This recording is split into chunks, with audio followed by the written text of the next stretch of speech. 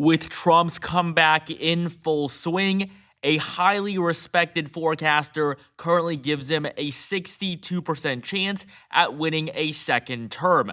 And today we'll be taking a look at Nate Silver's 2024 electoral map based on his updated forecast.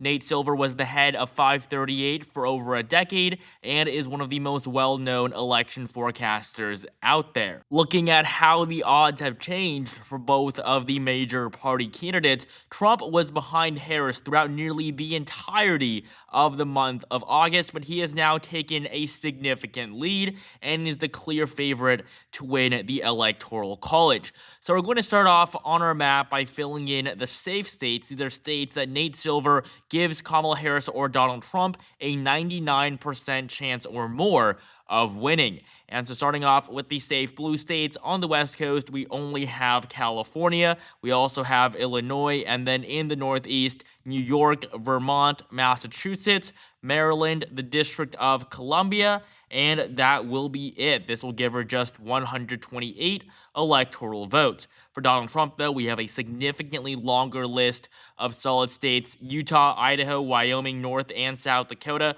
all of Nebraska except the 2nd District, Kansas, Oklahoma, Missouri, Arkansas, Louisiana, Alabama, Tennessee, Kentucky, West Virginia, and Indiana, totaling 103 electoral votes. We'll now be moving on to filling in the likely states where either candidate has between an 80 to a 99% chance at winning. So these states will still clearly favor one candidate or the other, but they are going to be slightly more competitive than the states we've already filled in. Starting off for Kamala Harris, we have Washington and Oregon. Yes, she is going to win these states, but the margin is not going to be nearly as large as what we're going to see in California. California is going to go to Harris by somewhere around 20 to 25 points, while Washington and Oregon will definitely be in the 10 to 20 point range.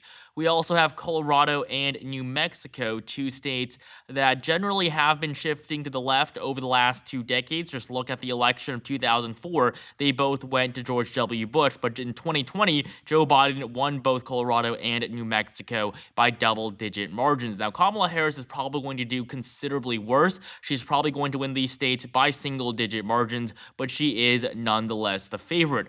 While up in Minnesota, this is Governor Tim Walz's home state. Walz has given Harris a considerable boost here. If Tim Walz was not the Democratic vice presidential nominee, Minnesota would be significantly more competitive. But as of right now, Kamala Harris has an 84% chance of winning this state, a state that no Republican has been able to carry in a presidential election since 1972. Minnesota has the longest voting streak of voting for Democrats in presidential elections, longer than any other state on this map, because it's the only state that Ronald Reagan did not win in his 1984 landslide victory over Walter Mondale.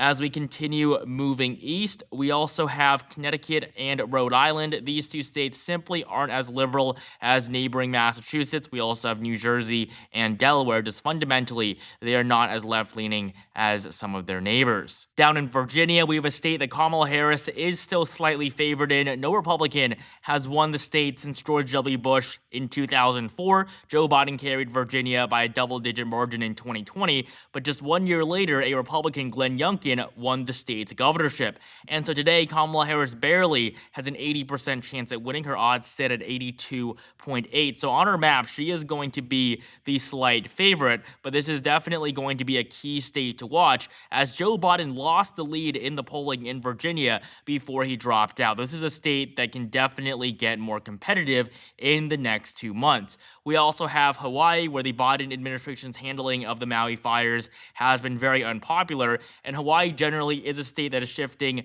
to the right. In 2016, Hillary Clinton won it by 32 points, but 4 years later in 2020, when Joe Biden shifted the entire rest of the country in favor of the Democrats, Hawaii actually voted more in favor of Trump than it did in 2016. So Hawaii will also be likely blue. And up in Maine, we have the state as a whole, where Kamala Harris has an 85% chance at winning, while in the 1st District, her odds are just under 99. So the 3 electoral votes, 2 from the at-large vote and 1 from the 1st District, will all go to the sitting vice president. Before we continue, only 16% of you guys are actually subscribed, so please take the time to subscribe right now for more content like this leading up to the election in November. And follow me on Twitter for daily political updates, link in the description below. And so right now, it might seem like Harris is doing really well, but honestly, if you look at this map, barely any remaining states are going to go in for her favor. So we're now going to fill in the likely Trump states he has an 80 to a 99% chance at winning, and we're going to get the most obvious ones out of the way. I mean, Montana, Mississippi, South Carolina, and Alaska. There's no doubt these states are going to go to the former president for a third time in a row. He's probably going to win them all by 15 points or more, but on a fundamental level, they are slightly less conservative than states like Missouri, Wyoming, Indiana, or West Virginia. We do have quite a few more likely states for Trump, though, beginning in the Midwest with Iowa and Ohio, two states that Trump first flipped in favor of the GOP 8 years ago. Iowa, he won by 9 points, Ohio by 8, but in 2012, Barack Obama won these states by pretty considerable margin, so they really took a huge leap towards the right 8 years ago in 2016. Donald Trump has had a huge impact on the Midwest. I mean, this was the Midwest in 2012. Every single state was blue except for Indiana. Go back to 2008. Every single Midwestern state voted for the Democratic nominee. Now, this was a very good election year for Barack Obama and the Democrats, but in 2016, the election was pretty close, and Trump managed to win every single Midwestern state except for Illinois and Minnesota, and in Minnesota, he came so close to flipping it. And so Iowa and Ohio now are very Republican. In 2020, Trump won them by nearly the same margin when everybody expected these two states to be significantly more competitive. The Republican governors were reelected in 2022 by solid 20-point margins, and according to Nate Silver's forecast, Trump has a 95% chance of winning Iowa and a 97% chance at winning the Buckeye State of Ohio. So they're also going to be placed into the likely red category. We also do have Texas and Florida, a combined 70 electoral votes, two big prizes for Republicans. Now, in the past, Texas was still a red state. Just go back 4 decades. It's not voted for a Democrat since 1976. Texas was actually solid red in 2012 in favor of Mitt Romney, but in 2016, Trump did a little worse, winning it by just under 10 points. And then in 2020, when a lot of people said Biden could win Texas, he still won the state. He won it by 6 points, a lot better than what many people expected. In 2024, though, there's no doubt Trump is going to win Texas by at least a double-digit margin. He really is doing very well in the state. Nate Silver gives him a 91% chance at winning. Yes, Texas generally is shifting more and more to the left, but that is going to take a very long time to actually come to fruition. Democrats are not going to win major statewide elections in the Lone Star State for a very long time, and by the time they do, basically the entire Midwest will have gone in favor of the GOP. States like Minnesota, Wisconsin, Michigan, and Pennsylvania are all shifting more and more in favor of the Republicans, and so Texas will be likely red on our map. And the final likely state for us to fill in is Florida. This used to be a key battleground. This was a state that both parties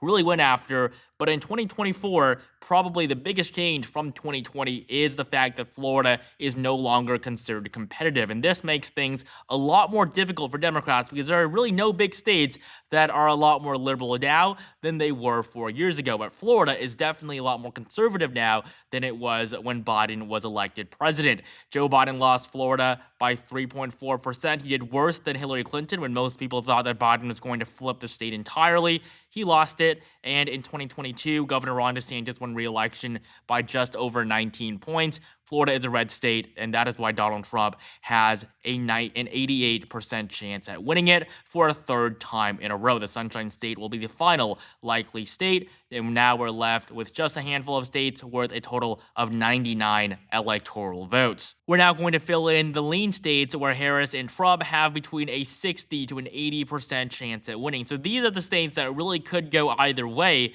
but one candidate still maintains a slight advantage.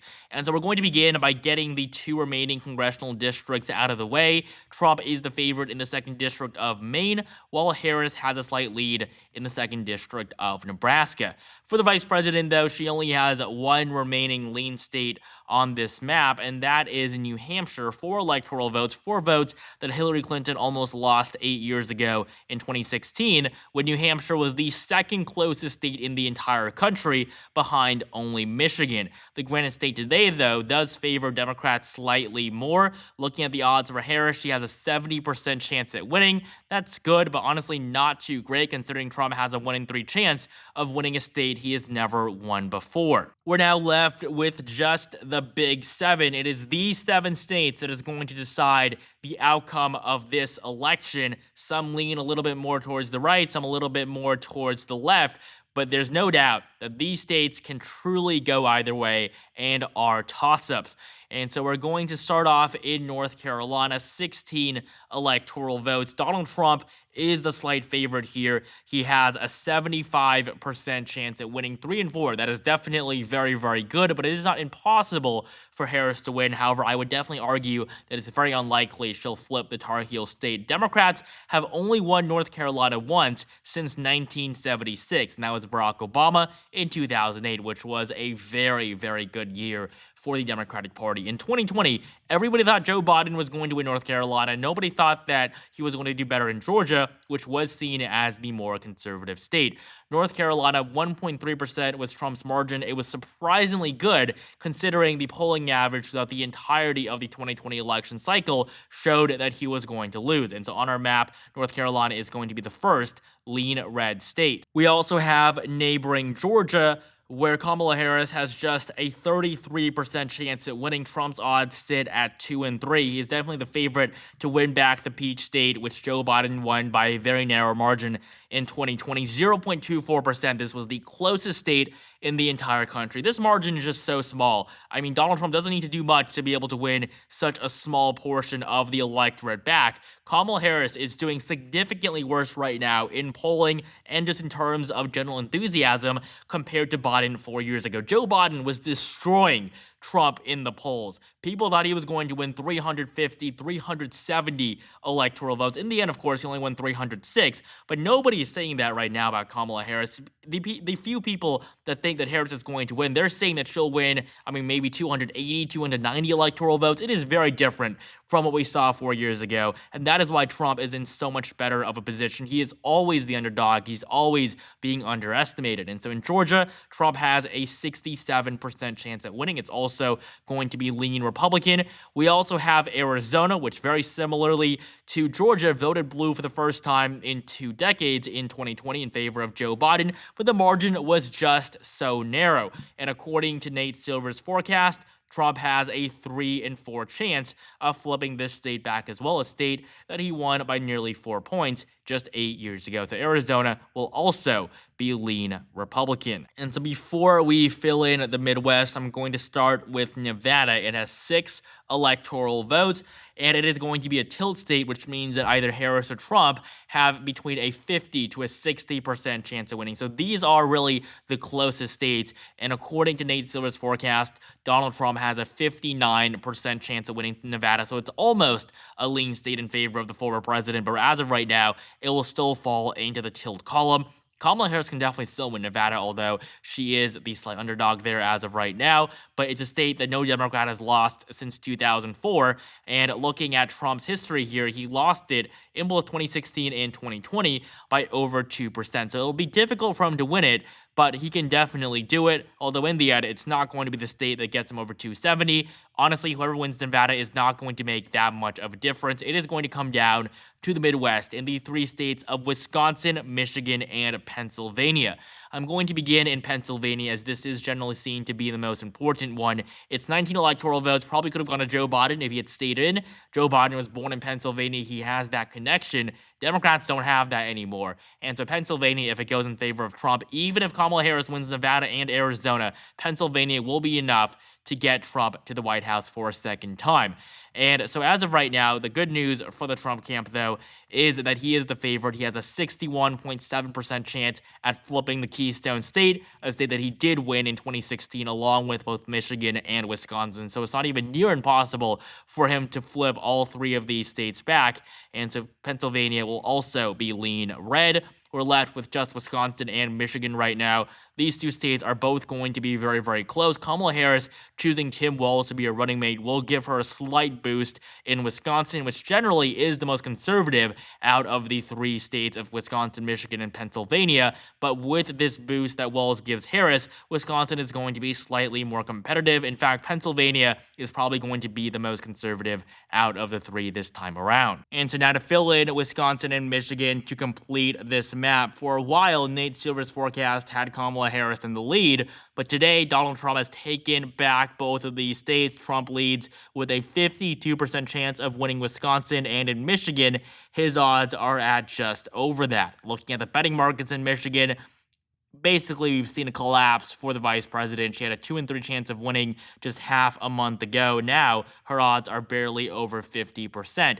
And so both of these states, according to Nate Silver, now slightly skew in favor of the former president. And so based on his 2024 election forecast, Donald Trump is on track to win every single battleground state and get 312 electoral votes, while Kamala Harris is at 226. This would be the worst Democratic performance since Michael Dukakis in 1988. Thank you guys so much for watching. Make sure you like, comment, and subscribe right now for more content like this leading up to the election in November, and join my Discord server, link in the description below.